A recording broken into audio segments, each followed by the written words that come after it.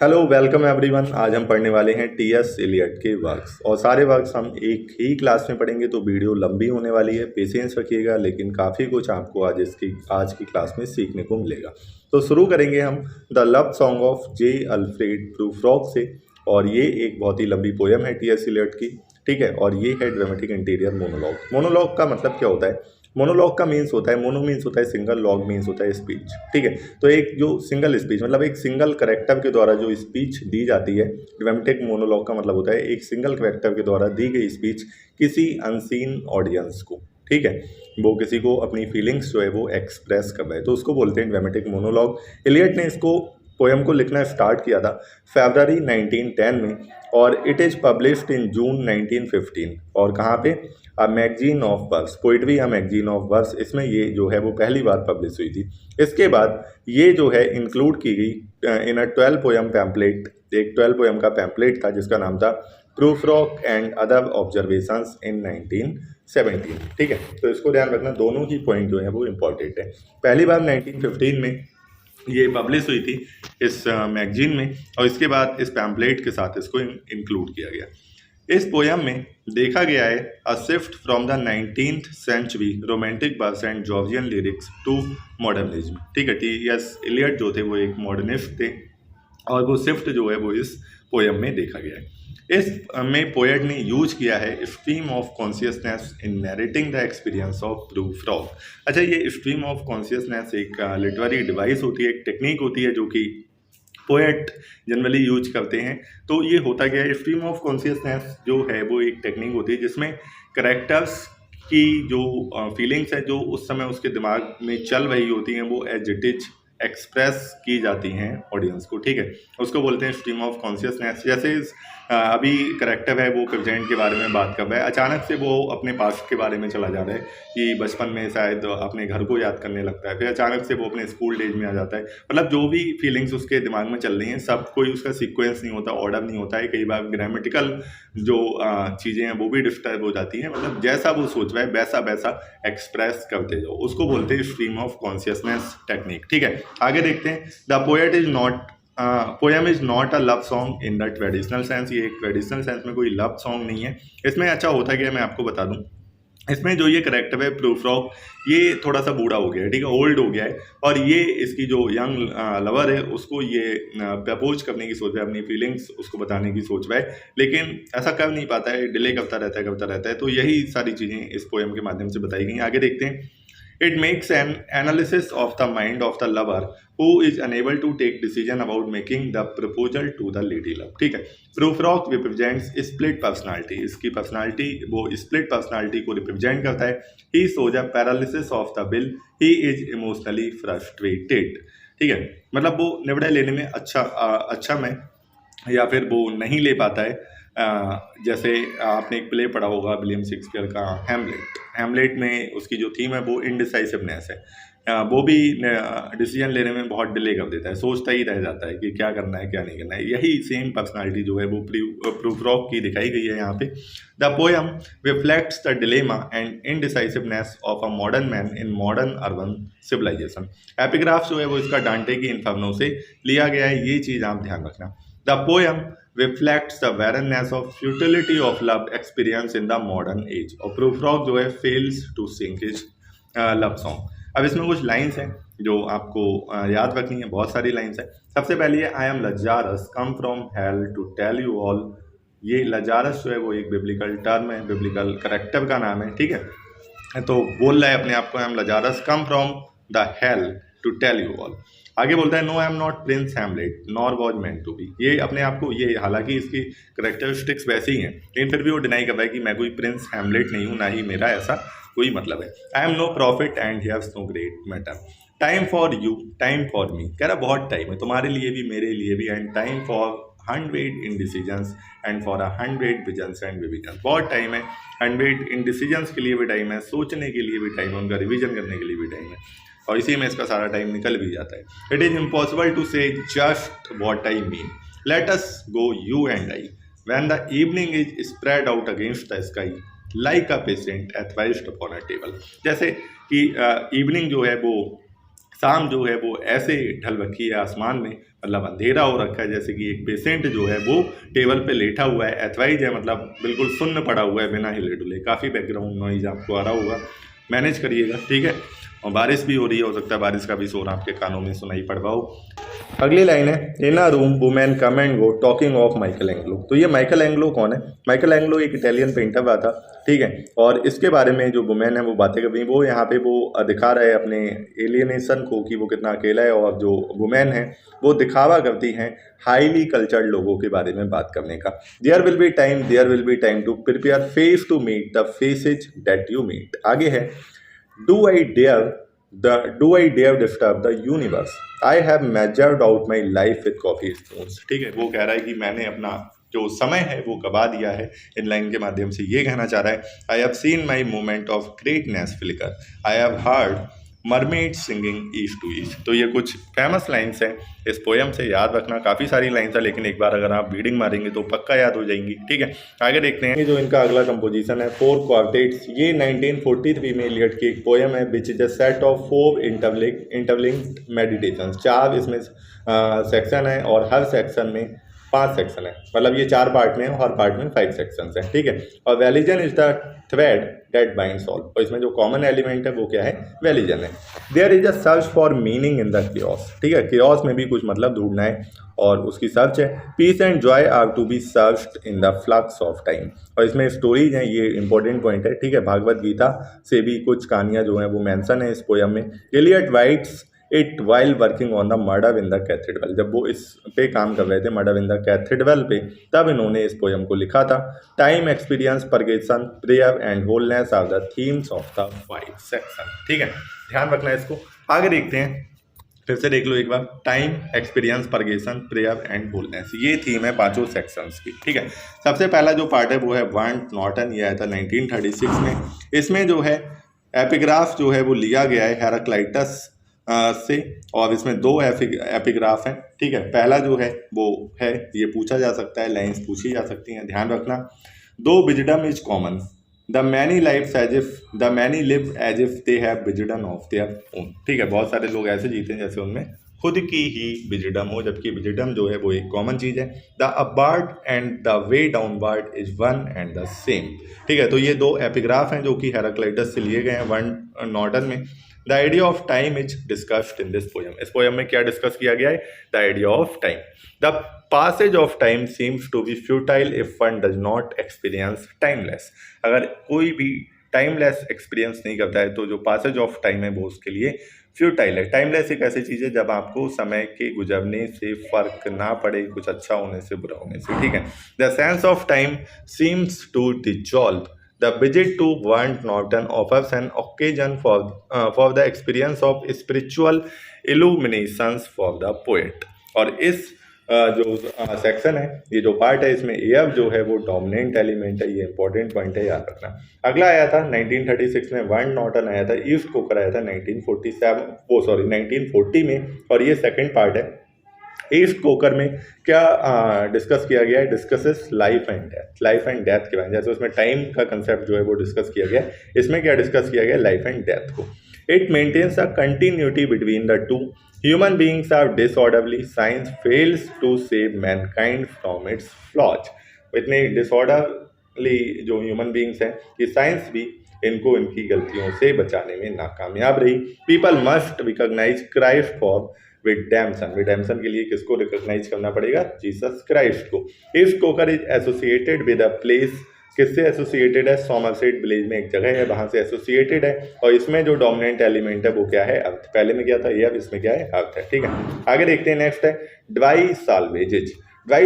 ये 1941 में आया था, फिर से बता रहा हूँ 1936, फिर 1940 और ये 1941 में।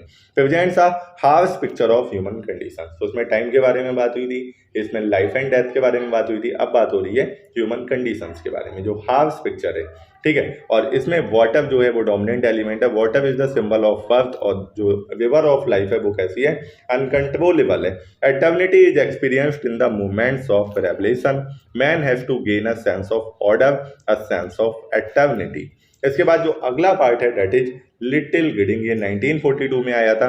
इसमें जो है चारों element air earth water fire जो है वो प्रेजेंट किए गए हैं, लेकिन स्टिल जो फायर जो है वो डोमिनेंट थीम है लिटिल गिडिंग की। बात समझ में आ गई।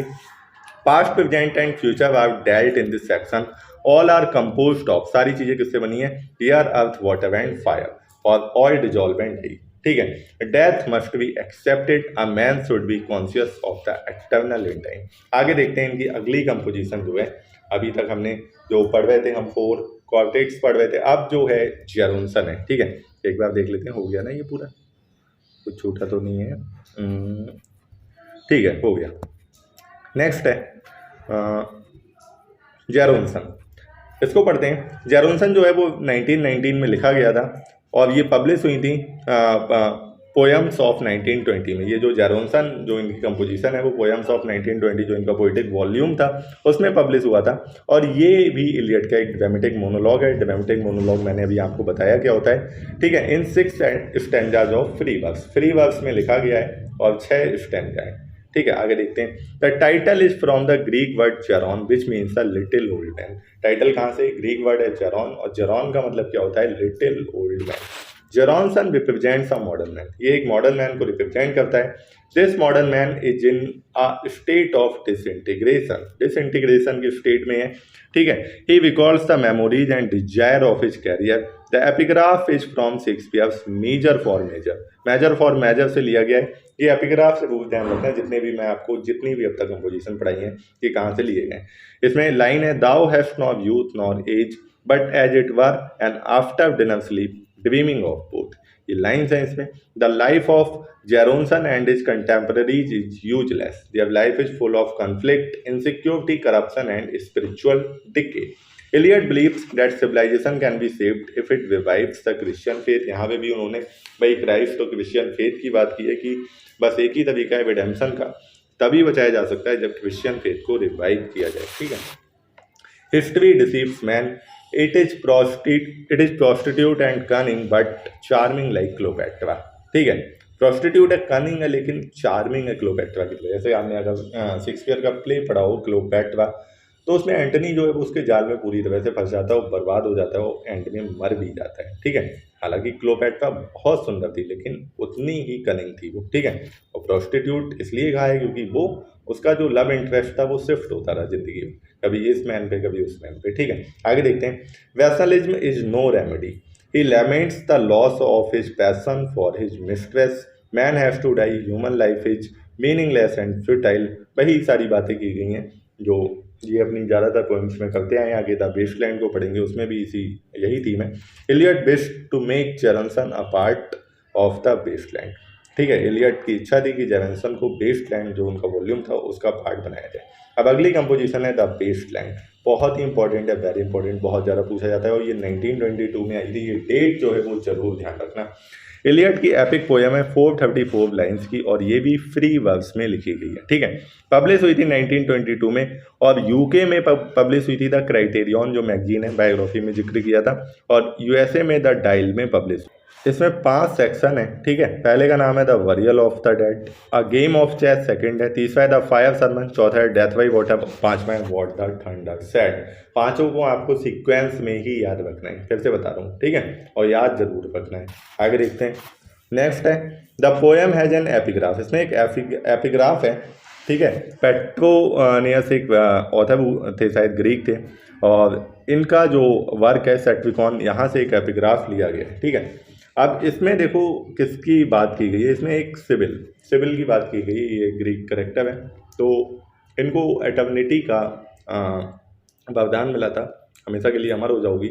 लेकिन जो भाई हमने अभी पीछे एक टिथोनस पढ़ी थी, ठीक है, तो सेम चीज़ थी, ये यूथ मांगना भूल गई। तो जो इंसान अमर है और यूथ नहीं है, उसके बाद बूढ़ा होता चला जा रहा है, तो फिर वो एटर्निटी किसी काम की नहीं है, इमॉर्टैलिटी वो किसी काम की नहीं है ना।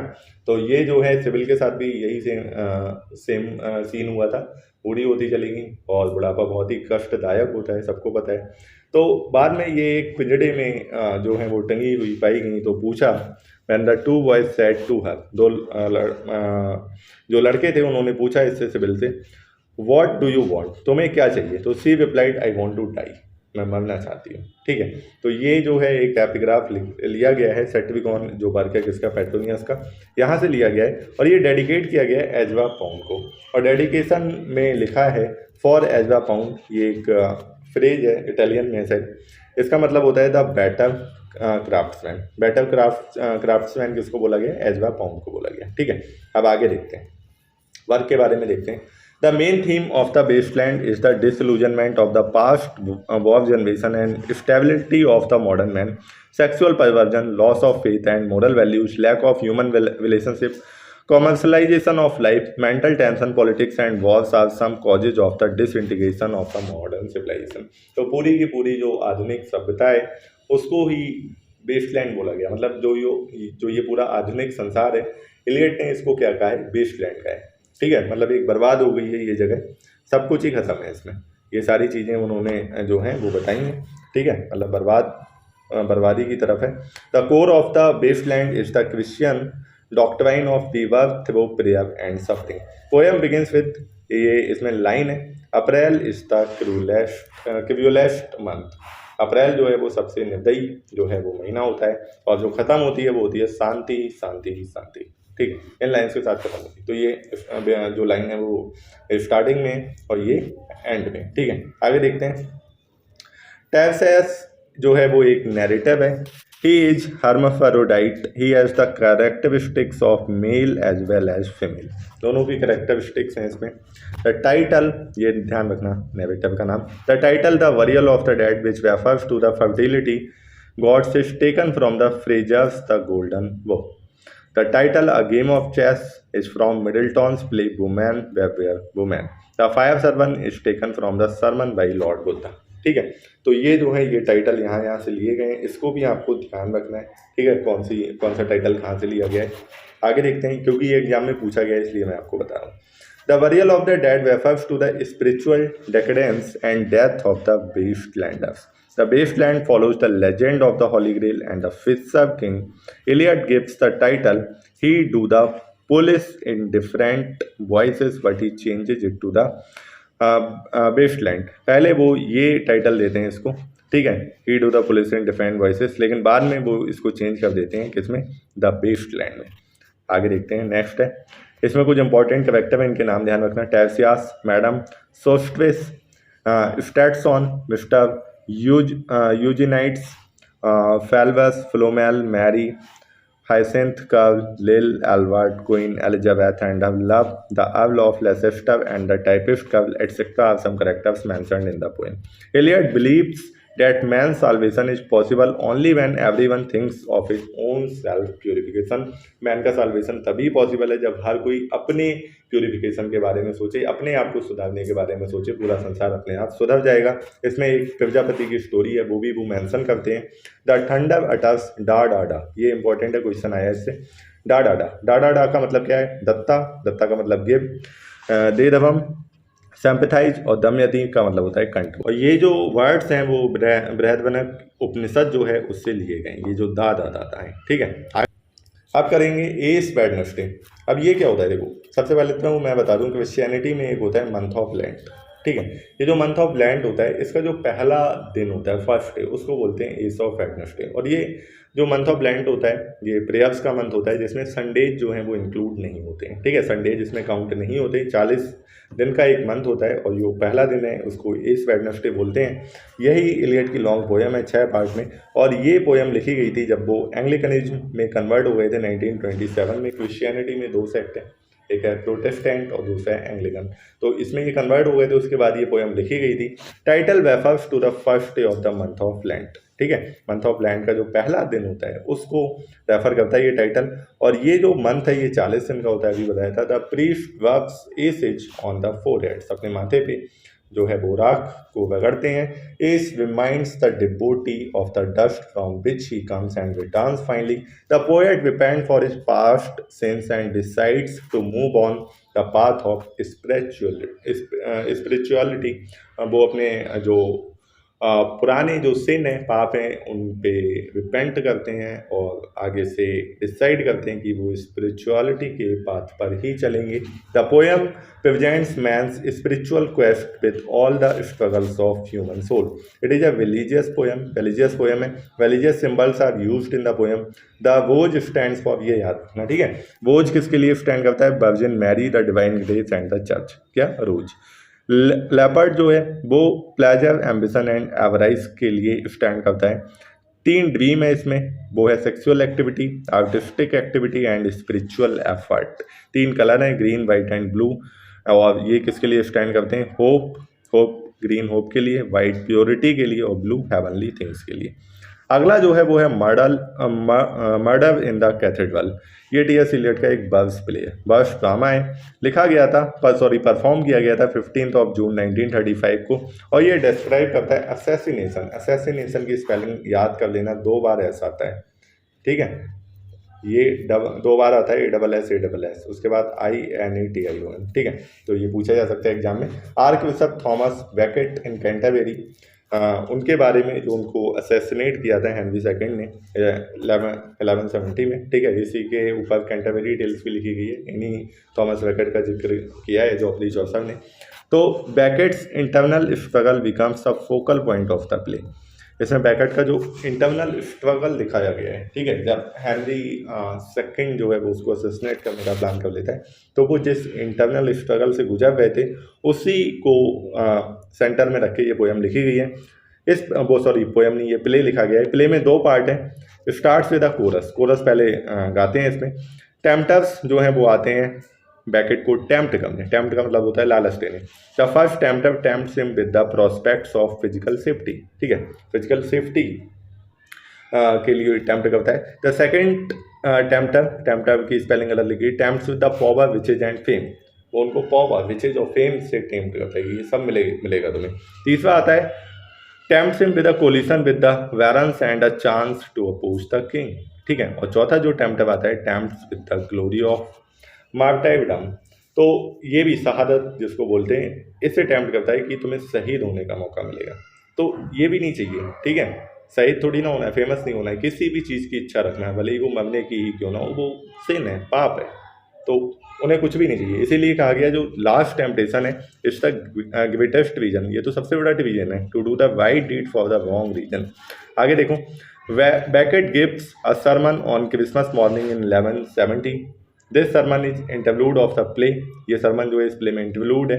4 knights enter with an urgent message from the king, they hold him responsible for the betrayal, वो उसको बिट्रियल के लिए रिस्पॉन्सिबल ठहराते हैं। They kill him, they defend their action of killing, वो सिर्फ उसको मारते ही नहीं है वो चारों नाइट, बल्कि अपने एक्शन को भी डिफेंड करते हैं, ठीक है। और ये चारों नाइट हेनरी सेकंड के द्वारा भेजे गए थे। आगे रहा फैमिली रीयूनियन, ये भी इलियट का एक प्ले है। In spite of being written in blank verse, ये ब्लैंक वर्स में लिखा गया है। अभी तक हमने सारी चीज़ें फ्री वर्स में देखी थी, ये ब्लैंक वर्स में लिखा गया है, याद रखना। लेकिन फिर भी ये आयम्पिक पेंटामीटर में नहीं है। पहली बार ये प्रेजेंट किया गया था 1939 में, और ये नॉर्थ ऑफ इंग्लैंड में इसकी सेटिंग है। इलियट जो है uses the myth of Orestes in the play, all the family members of Amy gathers to celebrate her birthday. ये एमी जो है इसका बर्थडे सेलिब्रेट करने के लिए सारे फैमिली मेम्बर्स इकट्ठे होते हैं।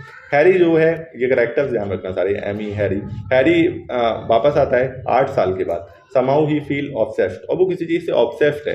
He feels that he has murdered his wife. Obsession क्या है कि उसे ऐसा लगता है उसने अपनी वाइफ को मार दिया है। तो अगाथा उसकी जो है वो आंट है, वो बताती हैं कि ये एक ऑब्सेशन है, और ये ऑब्सेशन जो है वो उसको इसके पिता से मिला है।